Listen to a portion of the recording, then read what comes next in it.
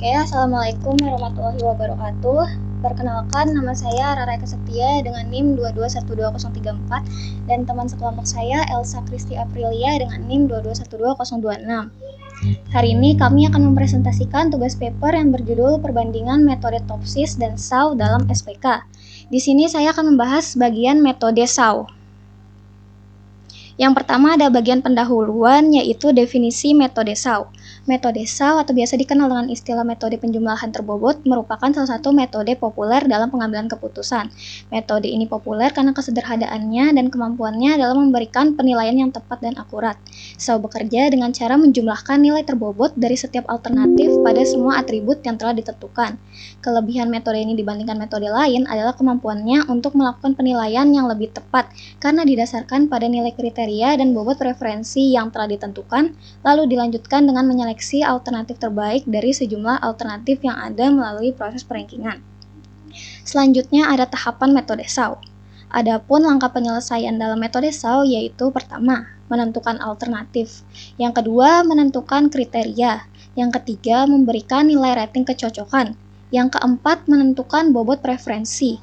Yang kelima, membuat tabel rating kecocokan. Yang keenam, membuat matrik keputusan yang dibentuk dari tabel rating kecocokan. Yang ketujuh, melakukan normalisasi matrik keputusan. Untuk rumusnya di sini ada dua. Jika kriteria merupakan benefit, maka rumusnya yaitu XIJ dibagi max XIJ. Sedangkan jika kriteria merupakan cost, maka rumusnya yaitu min XIJ dibagi XIJ. Untuk keterangannya, RIJ merupakan nilai rating kinerja ternormalisasi. XIJ merupakan nilai atribut yang dimiliki dari setiap kriteria. Max XIJ merupakan nilai I terbesar dari setiap kriteria I. Min XIJ merupakan nilai terkecil dari setiap kriteria I. Yang kedelapan, hasil dari nilai rating kinerja ternormalisasi membentuk matrik ternormalisasi. Dan yang terakhir, hasil akhir nilai preferensi diperoleh dari penjumlahan dari perkalian elemen baris matrik ternormalisasi dengan bobot preferensi yang bersesuaian dengan elemen kolom matrik.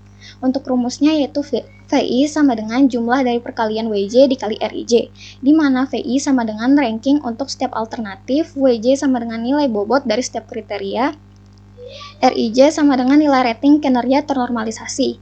Hasil perhitungan nilai VI yang lebih besar mengindikasikan bahwa alternatif merupakan alternatif terbaik. Untuk selanjutnya ada pembahasan studi kasus.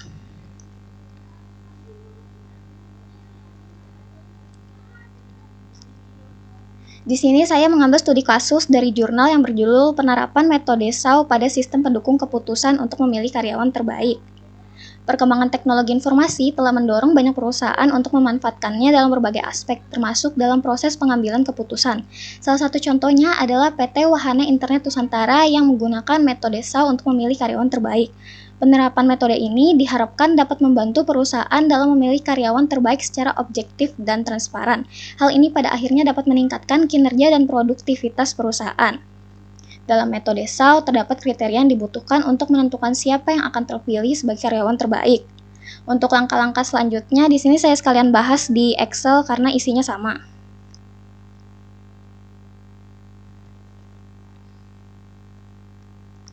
Pada Excel ini saya masukkan tabel-tabel yang ada di jurnal seperti kriteria, lalu ada juga pembobotan kriteria dan alternatif. Di sini untuk kriterianya C1 adalah absensi, C2 pengetahuan, C3 komunikasi, C4 kerjasama, C5 nilai produktivitas, dan C6 tanggung jawab. Untuk pembobotan tiap kriteria di sini sudah saya masukkan pada tabel.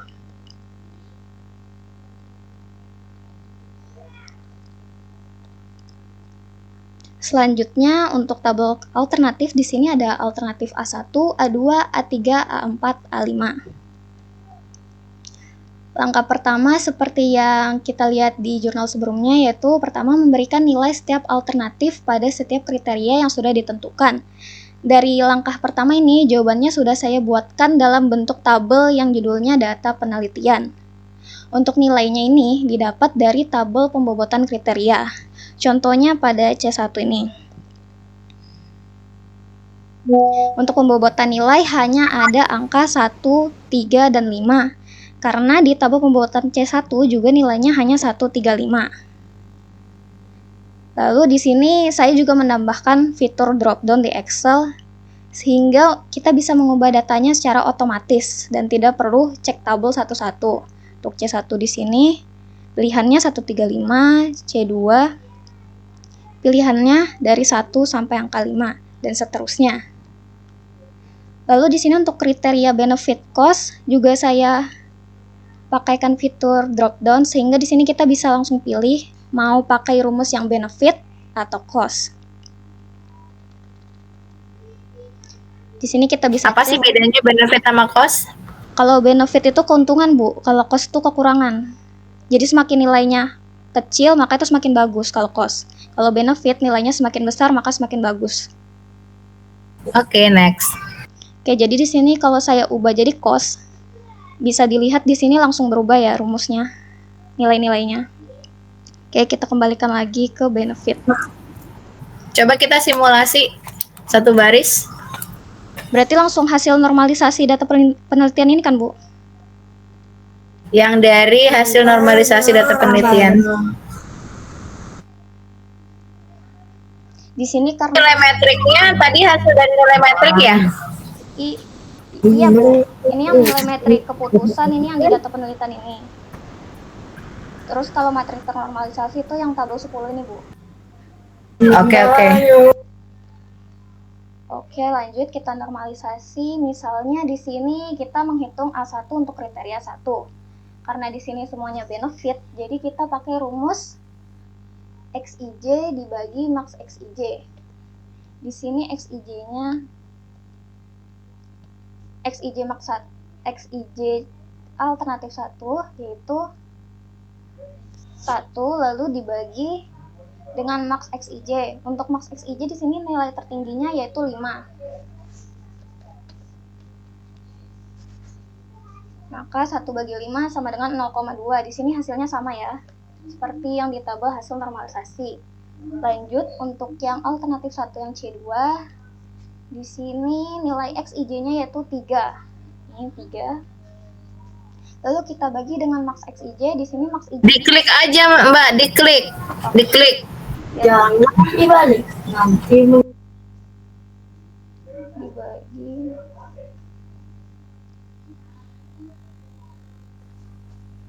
max XIJ, maka hasilnya sama juga, ini 0,6.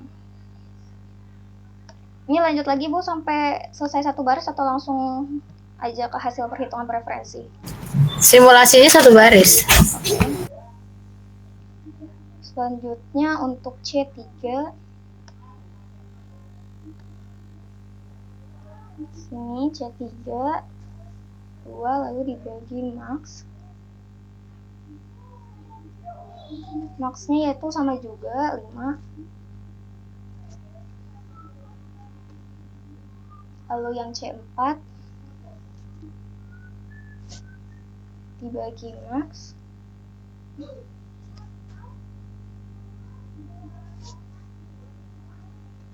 sama juga 0,6. Lalu selanjutnya yang C5 dibagi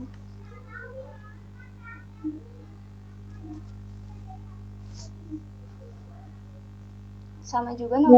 Lalu yang terakhir C6 dibagi max. Jangan pegang laptop, lalu laptopnya balik pegang. Gemut kamu nanti. Jangan tangan ya macam-macam. Ini barisnya sudah Oke, selesai. langsung kita ke ini, Mbak. Perhitungan preferensi. Selanjutnya, setelah selesai menghitung nilai normalisasi tadi, kita masuk ke proses perankingan atau bisa juga kita sebut perhitungan preferensi. Untuk rumusnya seperti yang sudah saya sebutkan di jurnal tadi, yaitu VI sama dengan jumlah dari perkalian WJ dikali RIJ. Untuk yang pertama di sini, saya hitung dulu perkaliannya. Untuk nilai A1 tadi,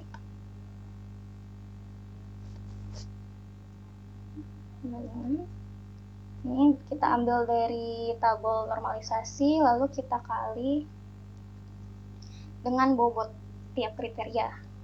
Maka hasilnya 0,6 sama. Lalu Ini saya copy aja ya Bu rumusnya.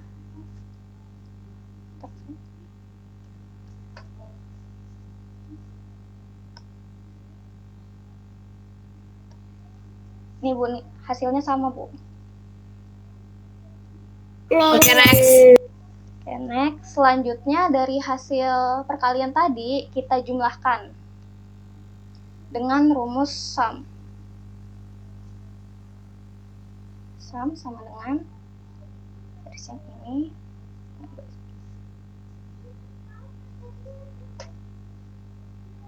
Lalu kita geser rumusnya ke bawah. Sorry, salah. Sum 15.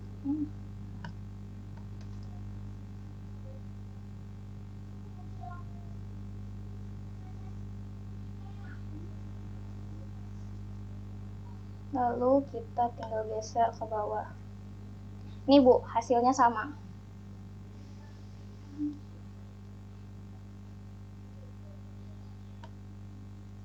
Lanjut Kak Bu. Lanjut aja Mbak. Oh ya, baik. Selanjutnya kita tinggal menghitung ranking. Di sini saya pakai rumus rank dari Excel.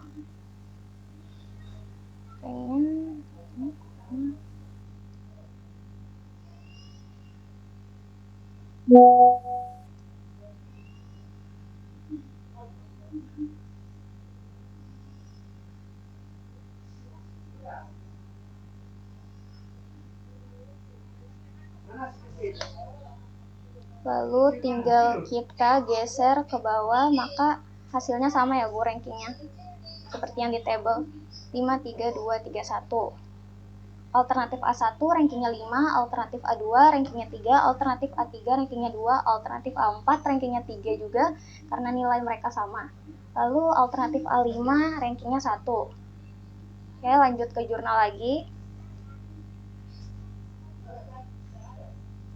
Selanjutnya untuk bagian tabel metode Excel tadi sama seperti yang di Excel, jadi saya lanjutkan saja langsung ke bagian kesimpulan, ke bagian gambar. Lalu di sini ada gambar metode SAW. Tahapan untuk melakukan perhitungan dengan metode SAW dimulai dengan mengidentifikasi kriteria dan alternatif. Selanjutnya membuat matrik keputusan yang berisi nilai data.